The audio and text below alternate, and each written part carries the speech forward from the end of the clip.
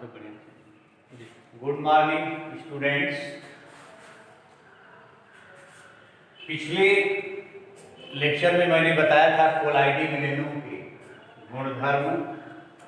उसमें 4 गुणधर्म हुए थे: ब्राउनियन गति, टिंडल प्रभाव, वैद्युत कण संचलन। उसमें सबसे इंपॉर्टेंट जो गुणधर्म है आज स्कंदन। स्कंदन होता क्या है कि वैद्युत अपघट्य के मिलाने पर कोलाइडी विलयन के अवक्षेपण के प्रक्रम को स्कंदन कहते हैं। अब बात आती है कि अवक्षेपण क्या है,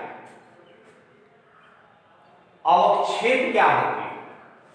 तो साधारण सी भाषा में अवक्षेप का मतलब किसी पदार्थ का किसी पात्र के तली में बैठ जाना, वही अवक्षेपण कहलाता है। जैसे आप उदाहरण लें कि एक छोटी सी शीशी में पानी अधिक और चाक कम लेकर के उसको हिलाने के बाद रख दें तो 2-3 घंटे बाद एक चाक नीचे बैठ जाती है और स्वच्छ पानी ऊपर होता है, वही होता है अवक्षेपण।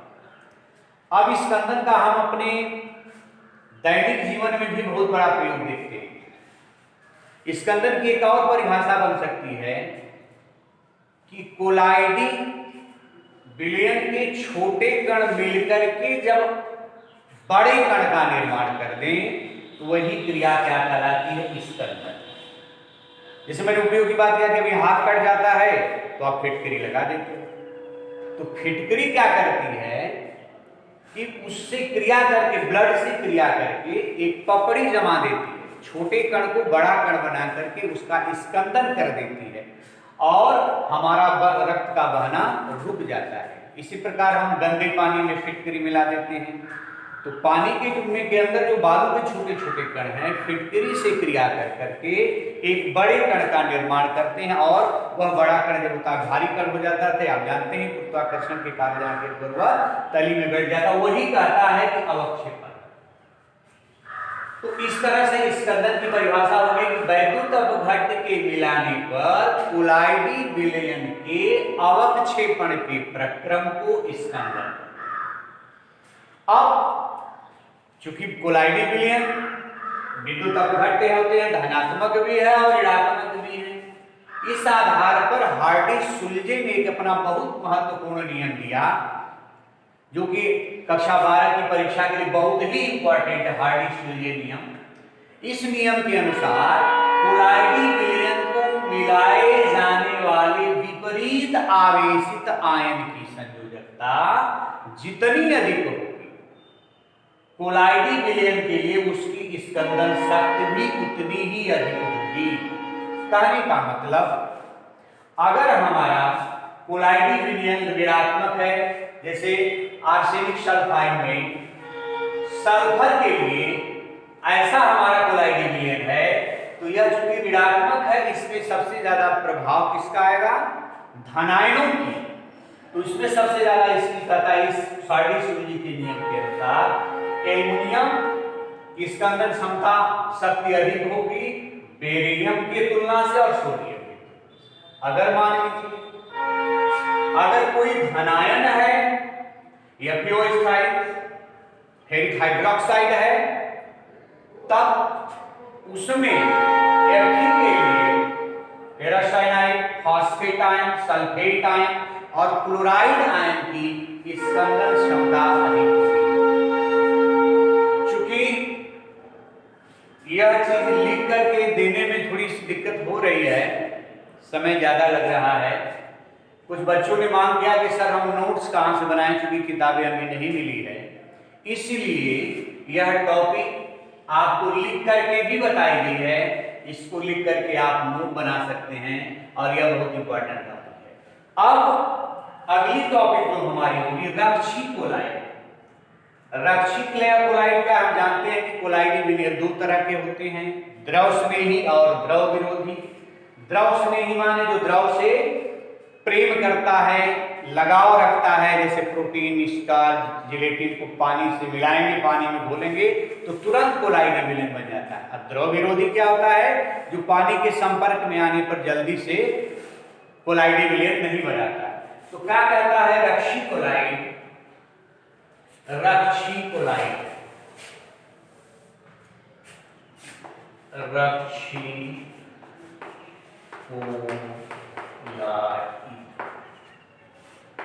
क्या करता है, किसी द्रव स्नेही कोलाइड का उपयोग करके वैद्युत अपघट्य मिलाए जाने पर द्रव विरोधी कोलाइड विलयनों की स्कंदन से रक्षा करने के प्रक्रम को कोलाइडी विलयन की रक्षा करना कहा जाता है और इस उद्देश्य के लिए प्रयुक्त द्रव स्नेही कोलाइड को रक्षी कोलाइड कहा जाता है। अब रक्षी कोलाइड को व्यक्त करने के लिए बहुत ही इंपॉर्टेंट एक संख्या होती है जिसको हम कहते हैं स्वर्ण संख्या।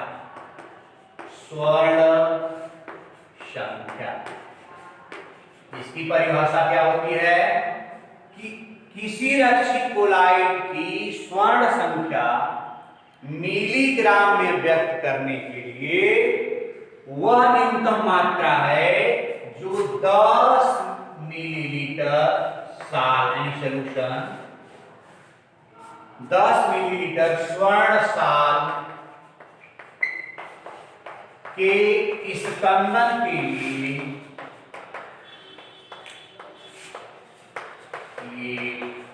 आवश्यक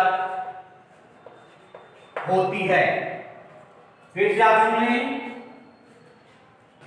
किसी रक्षी कोलाइड की स्वर्ण संख्या मिलीग्राम में व्यक्त उसकी वह न्यूनतम मात्रा है जो एक 10 मिलीलीटर स्वर्ण साल में स्कंदन को रोकने में उस समय ठीक पर्याप्त होती है जबकि स्वर्ण साल में 10% सोडियम क्लोराइड का 1 मिलीलीटर विलयन मिलाया जाता है। क्योंकि देखिए ब्लैक बोर्ड पे नोट देना बहुत कठिन है केमिस्ट्री में, फिर भी प्रयास किया जा रहा है कि आपको कुछ नोट दिया जाए। अब बात आती है कि कोलाइडी विलयनों के अनुप्रयोग। कोलाइडी विलयनों के अनुप्रयोग क्या है हमारे दैनिक जीवन में?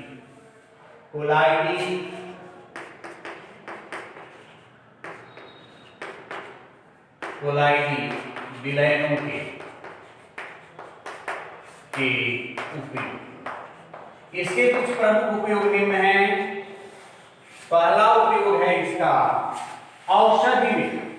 जितने भी हम खाद्य पदार्थ का औषधि का प्रयोग करते हैं, खाद्य पदार्थ तथा औषधि, खाद्य पदार्थ तथा औषधि।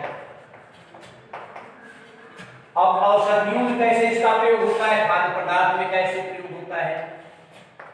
चूंकि खाद्य पदार्थ हम ज्यादा लिक्विड अवस्था में लेते हैं, जिसमें और औषधियां भी प्रायः हम लिक्विड अवस्था में लेते हैं, जैसे दूध, मक्खन, वसा, और ज्यादातर एंटीबायोटिक्स दवाएं हैं उनका भी हम प्रयोग कोलाइडी अवस्था में करते हैं। दूसरा उपयोग करता है इसका जल का शुद्धिकरण। जैसे मैंने बताया कि गंदे जल में आप जब ही मिलाते हैं फिटकिरी वह जल में मिले हुए धूल और मिट्टी के कणों से क्रिया करके उसका स्कंदन करता है और गंदगी नीचे बढ़ जाती है और शुद्ध जल ऊपर जाता है। शहरों में जो हमारे सीवर लाइन्स होते हैं उसमें भी इसका प्रयोग होता है वाहित मल विसर्जन में।